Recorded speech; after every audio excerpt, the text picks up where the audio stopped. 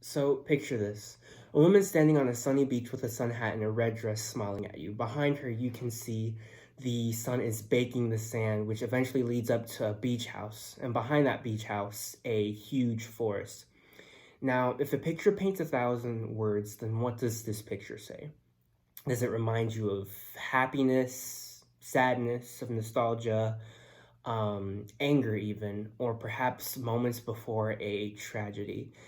Believe it or not, the perfect picture does exist, and those tend to be called personality pictures, actually, or better known, Rorschachs. If you're still confused and you don't watch the show Watchmen, they are called Inkblot tests.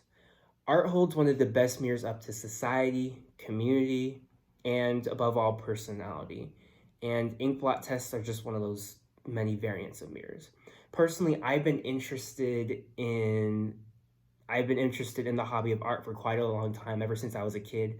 I went from basic drawing, writing, sculpting, paper mache, even just most recently, inkblots are my most recent things that I picked up. And so, the main goal of life is the pursuit of happiness. And so, that being said, you can't really be happy without first understanding what makes you feel that way. And so, through artistic expression and inkblots, I believe that helps to narrow things down a good bit. So, today we'll be talking about the definition of art, music, the perspective of music, inkblot history. And so, art is an imitation, but it's also a freestanding realm in which truths are revealed and made ready. Made ready.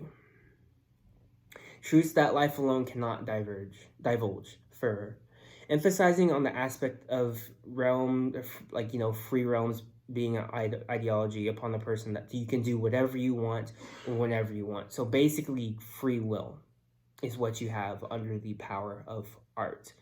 And so something a little bit more specific for music consists of several different genres, and there's no limits that follow each genre. You can listen to rock for the happiness, sadness, whatever kind of emotion you feel there. They're boundless.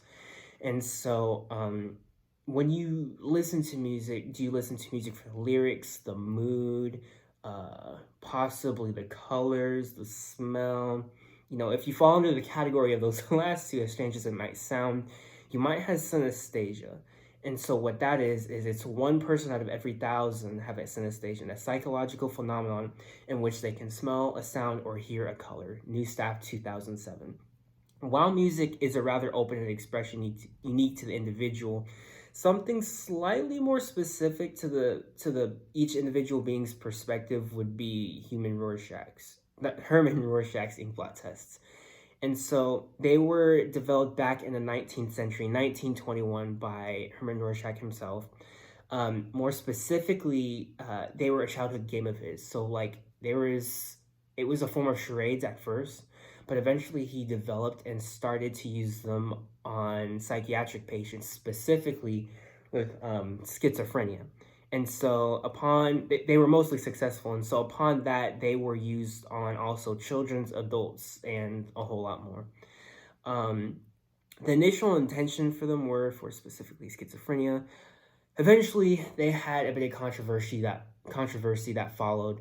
And so the debate as to whether or not it belonged under pseudoscience or psychological studies, it's still ongoing, fresh. And eventually, that deemed them untrustworthy because the spectrum of answers that you can get from inkblot tests are a little too vague. In other words, it worked or it didn't work, and that is not enough for treating psychiatric patients, and etc. So it is not a agreed upon practice, but it is something there. And so while they might not seem as mystical as a zodiac sign or shocking as any palm reading you may or may not have had in your life, these two topics lead to the strongest self-discovery in oneself. Whether you've already asked yourself why you like the things you like or have captured your interest in inkblot tests, you're already halfway there.